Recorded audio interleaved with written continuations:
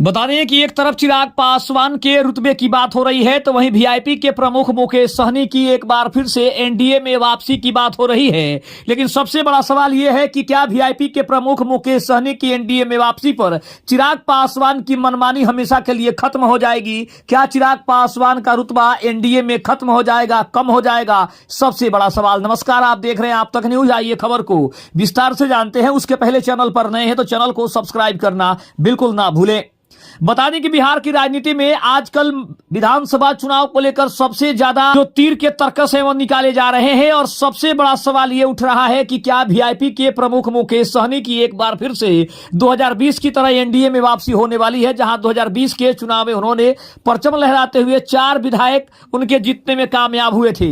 लेकिन एक बार फिर से क्या एनडीए में मुकेश सहनी की वापसी हो सकती है? अगर ऐसा होता है तो क्या केंद्रीय मंत्री चिराग पासवान का रुतबा हमेशा के लिए खत्म हो जाएगा, समाप्त हो जाएगा, या फिर चिराग पासवान की मनमानी मुकेश सहनी के आने से बंद हो जाएगी? ये सबसे बड़ा सवाल है। बता दें कि बिहार में सीट शेयरिंग को लेकर अभी तक कोई बात सामने नहीं आई है, लेकिन गठबंधन वेट एंड वॉच की नीति पर काम कर रहा है। अभी तक किसी भी खेमा ने सीटों के बंटवारे को अंतिम रूप नहीं दिया है।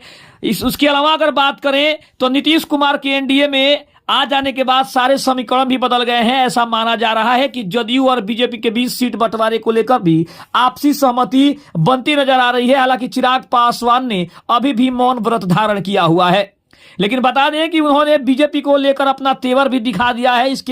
इन सबके बीच जो सबसे बड़ी खबर है कि लोजपा रामविलास के प्रमुख की परेशानी बढ़ सकती है। अब ये परेशानी क्यों बढ़ने वाली है? क्योंकि वीआईपी के प्रमुख और सन ऑफ मलाह के नाम से मशहूर बिहार के पूर्व मंत्री मुकेश सहनी की एनडीए में वापसी की चर्चा एक बार फिर से तेज हो गई है। और अगर ऐसा होता है तो सबसे बड़ा सवाल है कि क्या जीतन राम मांझी और केंद्रीय मंत्री चिराग पासवान का रुतबा थोड़ा कम हो जाएगा? क्योंकि निषादों के सबसे बड़े नेता कहे जाने वाले मुकेश सहनी अगर एनडीए में आते हैं तो उनका भी एक अलग ही रुतबा रहेगा और उनके रुतबे का हाल यह होगा कि कहीं ना कहीं चिराग पासवान और जीतन राम मांझी जैसे नेताओं की साख खत्म होगी, साख कम हो जाएगी। शायद यही कारण है कि अब चिराग पासवान के लिए परेशानियां बढ़ने वाली है। हालांकि अभी तक ना ही बीजेपी ने ना ही मुकेश सहनी ने इस संबंध में कोई स्पष्ट बयान दिया है कि वो एनडीए में वापस आ रहे हैं या फिर एनडीए उनसे संपर्क कर रहा है। लेकिन अगर सूत्रों की माने तो उसमें साफ तौर पे कहा जा रहा है कि महागठबंधन में जिस तरह से जीतन राम मांझी ने 40 सीटों की बड़ी मांग की है,